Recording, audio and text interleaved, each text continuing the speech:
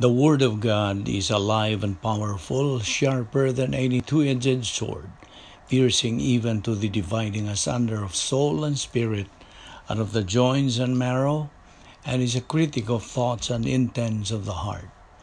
All Scripture is God-breathed, and is profitable for doctrine, for reproof, for correction, for instruction in righteousness, that the man of God may be mature, thoroughly equipped unto all good works. Study to show thyself approved unto God, a workman that needeth not to be ashamed, rightly dividing the word of truth. Following our customary procedure, the next few moments are devoted to silent prayer in order that we might be properly and academically prepared to concentrate on the teaching of the Word of God. Let us use the principle of 1 John 1:9, which says, if we confess our sins, God is faithful and just to forgive us our sins and to cleanse us from all unrighteousness.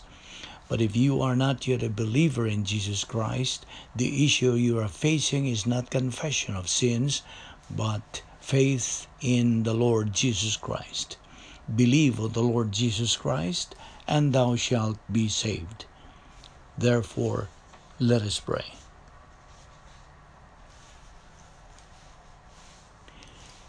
Let us pray. Father, we thank you for this opportunity of fellowshipping in your word.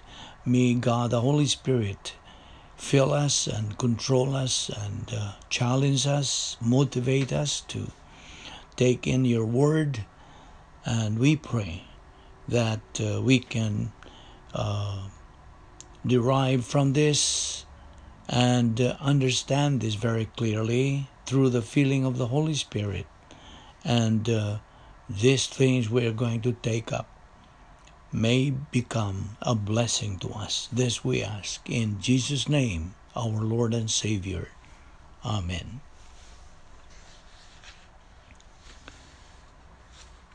Mankind was created to enjoy a personal relationship with God.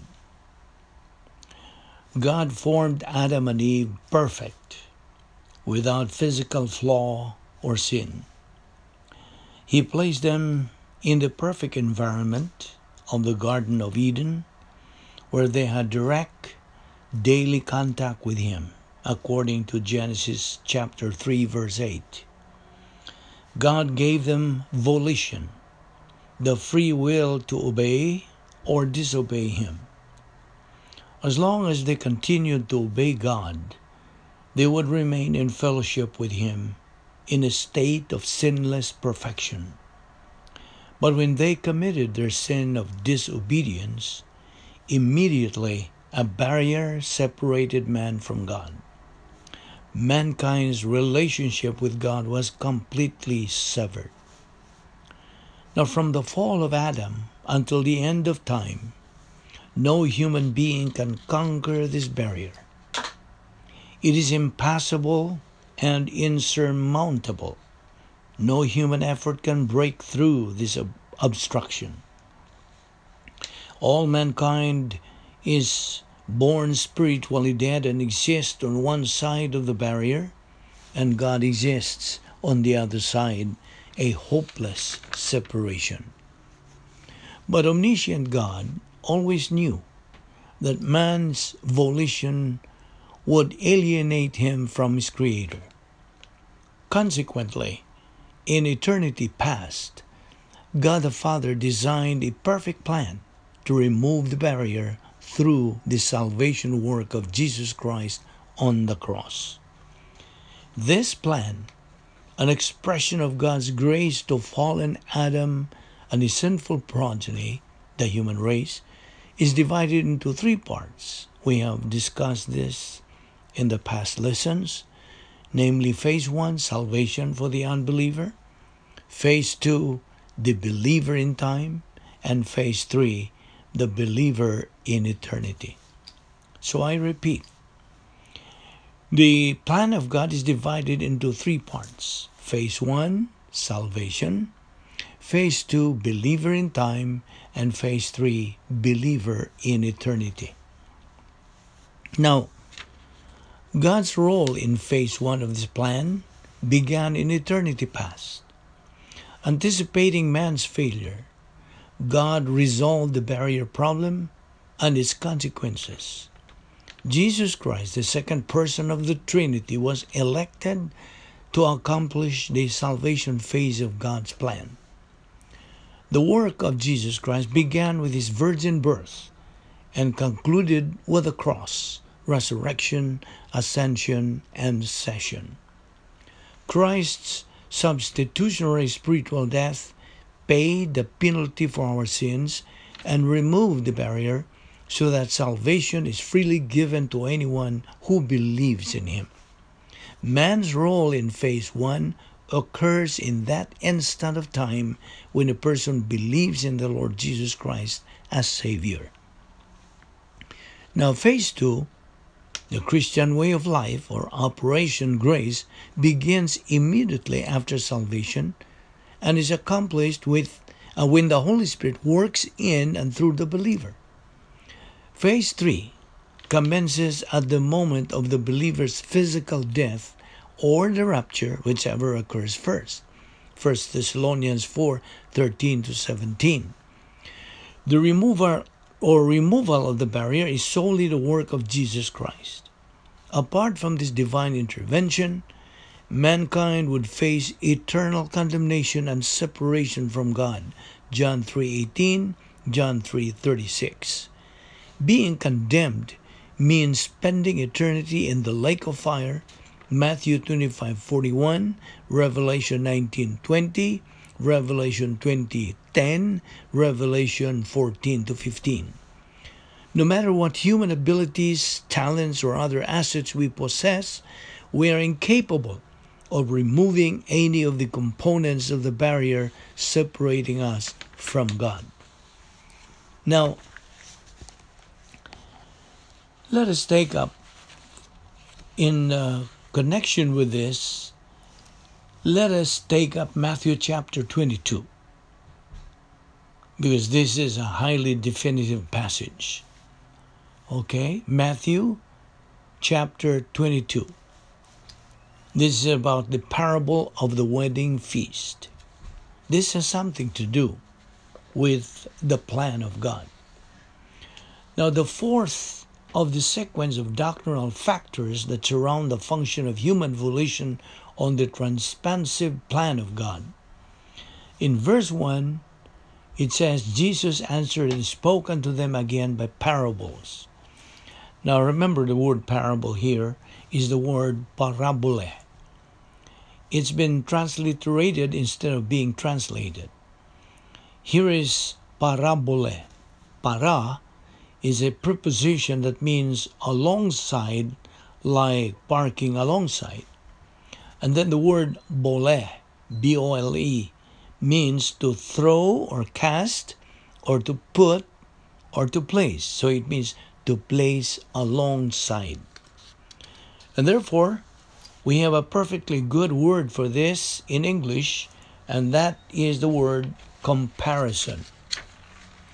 Now, but the translators apparently either lack the knowledge or the fortitude to translate this correctly, so they transliterated it as a parable. All they did was to transliterate it instead of being translated. That's how we got the word parable. Now, transliteration, by the way, means to take the letters from one language to another. Translation, on the other hand, means to take the meaning of the word from one language to another. I repeat, transliteration means to take the letters from one language to another, while translation means to take the meaning of the word from one language to another. So they transliterated it, which is fine to do with proper nouns, but when we're dealing with common nouns, they should not be transliterated. They should be translated. This is the same thing with the word baptize. It's a Greek verb. It's not an old English word. It means to immerse completely. So a parabole means to place one thing alongside or another, and therefore it should be corrected to comparison. And therefore, he's going to compare something that is in the physical world with the doctrinal world. He has spoken unto them again by comparisons instead. The kingdom of heaven is likened to a certain king who made a marriage for his son. The king here is God the Father. The Son is the Lord Jesus Christ. The marriage here represents salvation. One of the great social events of the day in Israel was wedding feast. The wedding ceremony was simply the groom going over to the bride's house and greeting her parents at the door and having a few words and making the decision and say, "Let's go." And when he does that, they walk out the door and they're married. Then after that, they go back to their residence where they're going to live, and everybody that's been invited, the invited guests, and when they get there, they put a wedding garment on. Remember, they had to be invited guests, and we will see why in a moment. The marriage and the wedding feast that follows represents salvation. So again, the king here is God the Father, the Son is the Lord Jesus Christ. And the king sent for the servants to call them that were bidden to the wedding, and they would not come. Now here's where we get into the first use of the word call. The word call here is in an aorist active infinitive from the verb kaleo. He sent his servants out to invite the ones that were bidden. See the word bidden? B-I-D-D-E-N, bidden. That's from the verb kaleo. It's a perfect passive participle to invite the ones having been invited. Well, the invitation that was originally designed was designed in heaven by God the Father. And it's communicated to the invited guests, and that's evangelism. They're invited by the plan, and it's communicated to them. So it should be translated as, He sent forth His servants to invite the ones having been invited to the wedding. And again, the wedding is salvation. And here's their response. So, you notice the word kaleo. It's translated the first time as call, and the second time bidden. And in another time, it's going to be translated bid or bidden in the context here. It means to invite, like you invite somebody to a party or to a wedding or whatever, just like we have as a custom today. When the gospel is presented to the unbeliever, that's God's invitation to the unbeliever to receive Jesus Christ as Lord and Savior and become the possessor of eternal salvation. Now, their response at the end of verse 3 is, they would not come. Ah, yes. But to take a look at this word that's translated would, along with the negative, it's an imperfect active indicative, third person plural from the verb theleo or thelo. The imperfect tense of the verb thelo means they were constantly not desiring. And the word come here is an infinitive. It's an aorist active infinitive from the verb erkomai. It functions here as a complementary infinitive of adverb thelo. They were constantly not desiring to come. Now they were invited. But they were constantly not desiring to come to the wedding feast. Now this is very unusual because the Jews in their social life always looked forward to wedding feasts because they could leave work, they could do anything to go to the wedding feast. This is just as an accepted social custom, and everybody looked forward to it. Sometimes their feasts would last for 3 to 5 days, sometimes as much as a week. But again, they were constantly not desiring to come to the wedding feast. Just negative response. But God does not give up easily. So he repeated the invitation. Verse 4 again. Then he sent some more servants, saying, "Tell those who have been invited that I have prepared my dinner." So that's the word. Bidden. Again, invited. The ones having been invited. The king said, "Come on, the food is going to be great. Behold, I have prepared my dinner. My oxen and my fatlings are killed.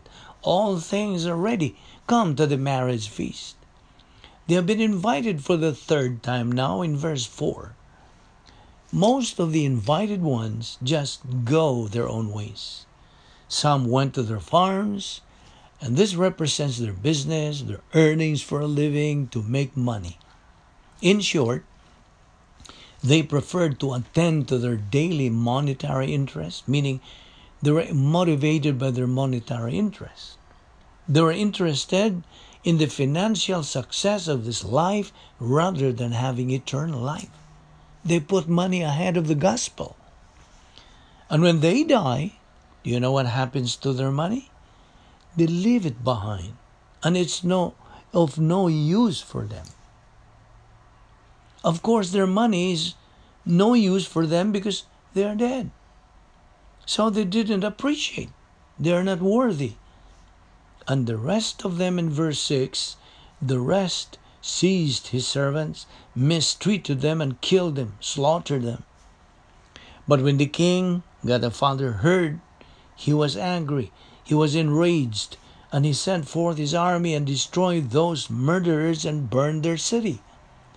Verse 8, then he said to his servants, "The wedding banquet is ready, but the ones having been invited, bidden, were not worthy."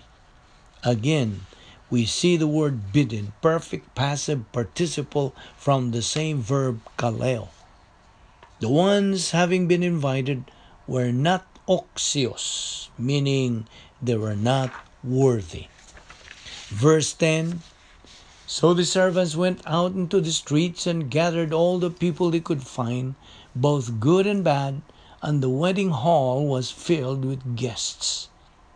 And again, this is the invitation that God the Father extends to all members of the human race. All members of the human race are invited to salvation. The ones previously described, they responded negatively. It's describing the negative volition of the Jews, by and large, to the gospel message in their own day. But it's true of all people throughout human history. Every unbeliever that hears the gospel, either he responds to it positively and trusts in Christ as Savior, or else he responds to it negatively and rejects Christ as Savior. But they are all invited. God is inviting all members of the human race to accept His invitation to the wedding feast, which represents salvation. Now, this is grace. This is God's provision. This is God's gift to mankind. It's grace. But still, many people are negative to it. They refuse or they reject the Word of God. And so, they're a product of their own decision. But God's plan still works on their lives. Now, therefore, the purpose of God for your life is that you be saved. That is His gift for you. But if you refuse or you reject, you know the consequence. John 3:36 says, "He who believes in the Son has life, eternal life. But he who does not believe in the Son does not have life, but the wrath of God abides on him." Now, the object of this message is not to discourage you, but to wake you up to reality. If you are a believer now, this is to wake you up.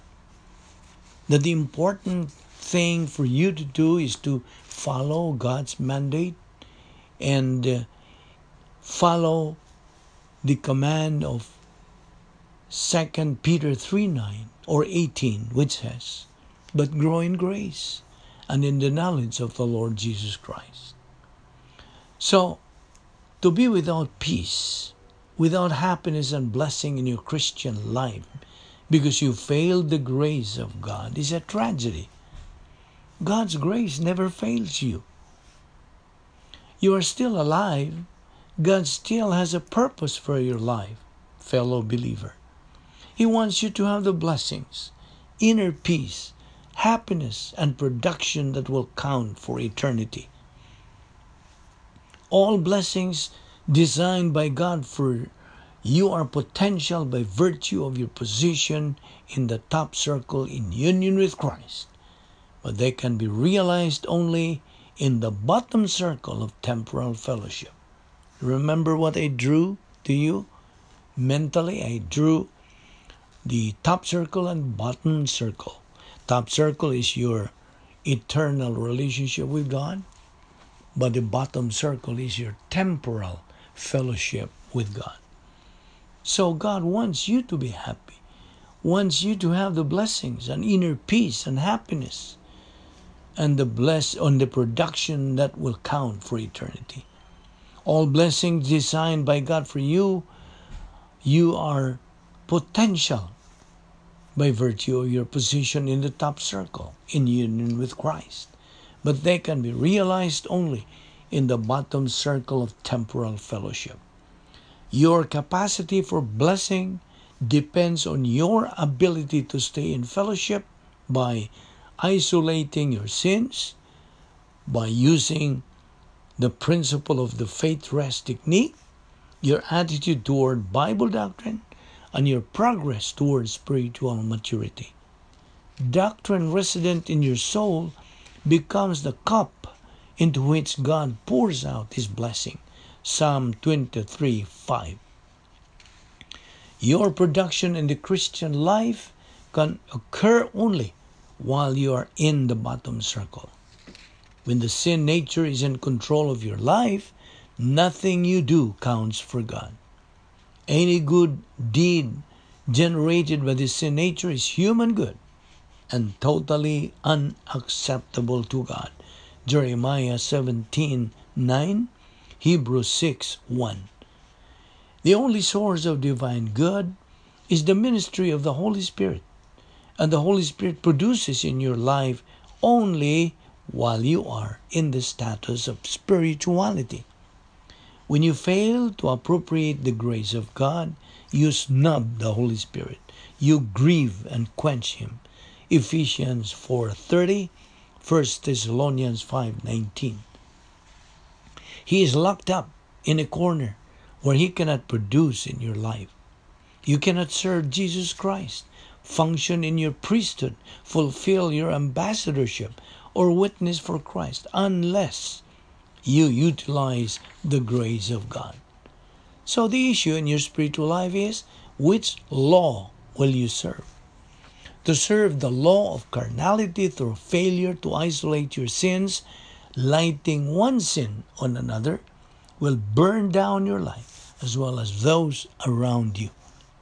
To serve the law of spirituality through rebound, isolating sin, and advancing in your spiritual life means not only to receive blessing from God, but to be a witness for His perfect plan. Somewhere in your vicinity, there is someone who needs Christ, someone waiting to see the power, stability, peace, happiness that you can have in adversity or prosperity, someone waiting for a demonstration of the dynamics of God the Holy Spirit in your life. This message has been for those who are believers in Jesus Christ. But perhaps you have never made that most important of all decisions. The Lord Jesus Christ bore every sin in His own body on the cross that you have ever committed or ever will commit. 1 Peter 2:24. Now there is no barrier between you and God, not even sin. only your own rejection of the Lord Jesus Christ. You can possess eternal life right now, if you are an unbeliever, you can possess eternal life right now because God the Son has provided salvation. Whoever believes me in him have eternal life. John 3:15. Just as in confession, so faith alone in Christ alone is non-meritorious.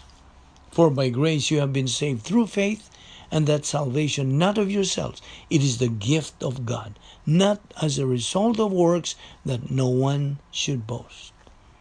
So by a simple act of faith in Jesus Christ, you can be born again.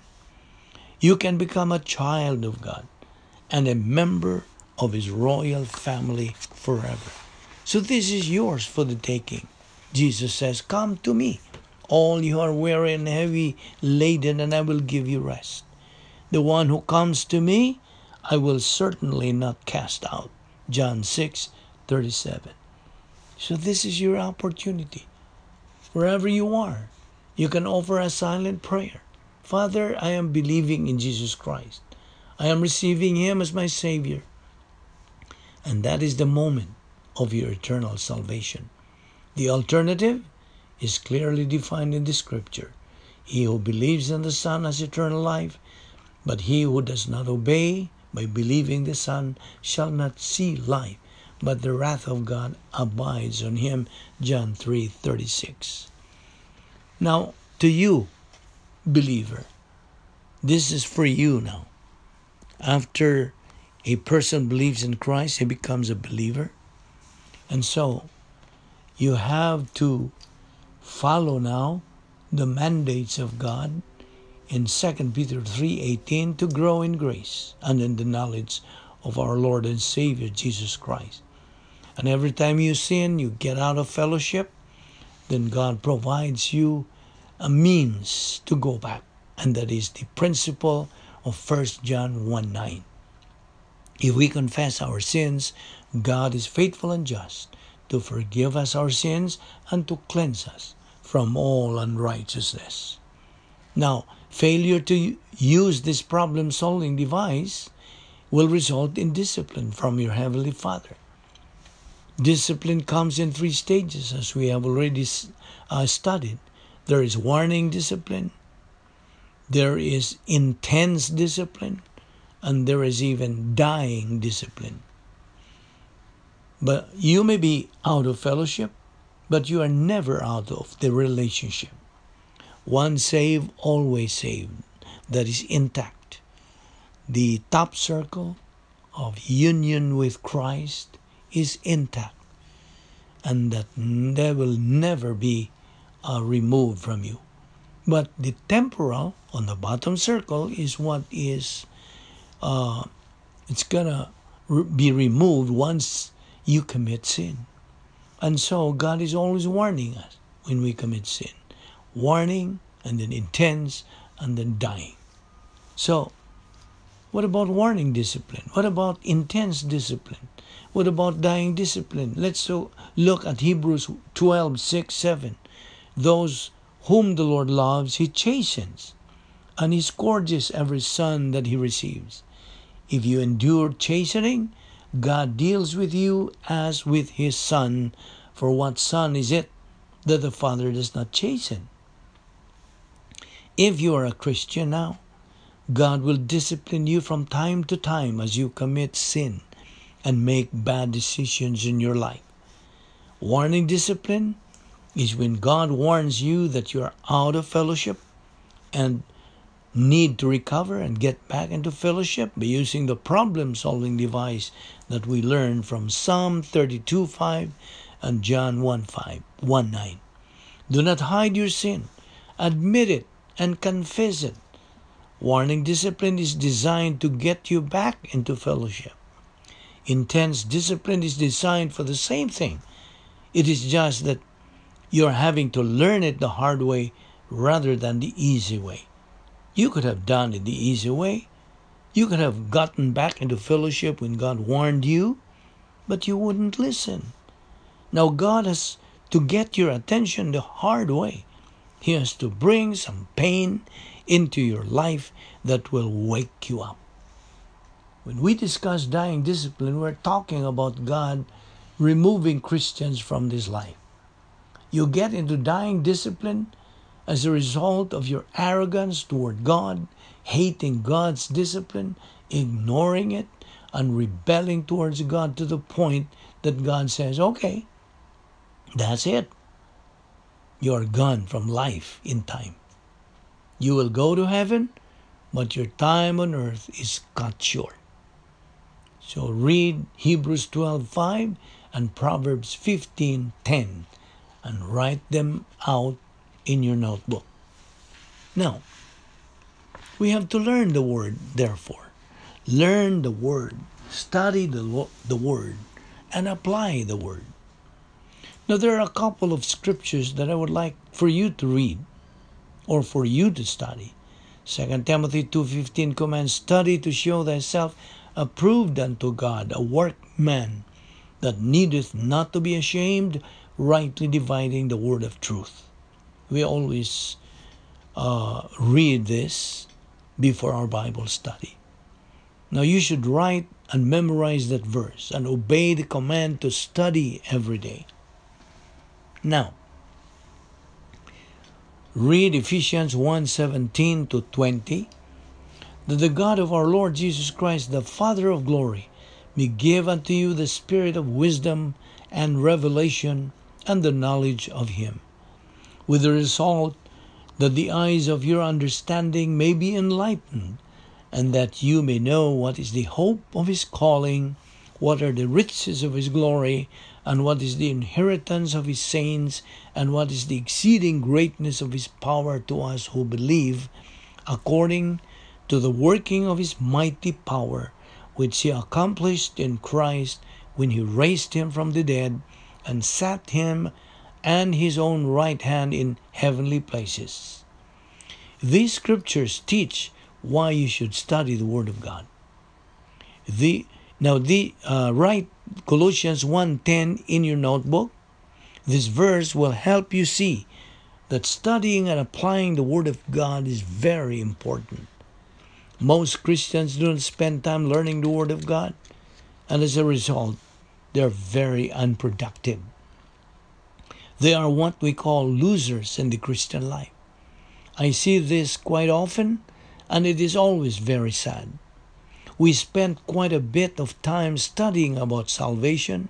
That's why we keep repeating the principles of the gospel of salvation. I try to emphasize the fact that you are not saved by doing something.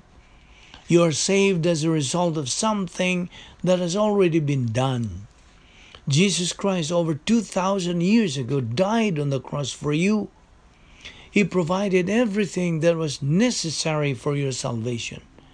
The only thing that remains is for you to believe, and that is a simple act of faith.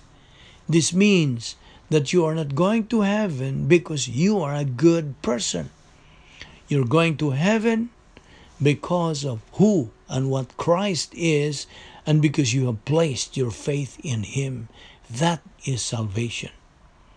The second phase of God's plan is for the believer in time. God has a definite plan for your life. We will take an objective look at this plan because God's will for your life will be a lifelong study. There are a few basic things that you need to see and understand. Well, in my travels with different areas, I have met hundreds and thousands of Christians, and the majority have what I call a ritual without any reality to their life. Ritual without reality means that they attend church, they sing in a choir, they give their money, but they never really understand what it is all about.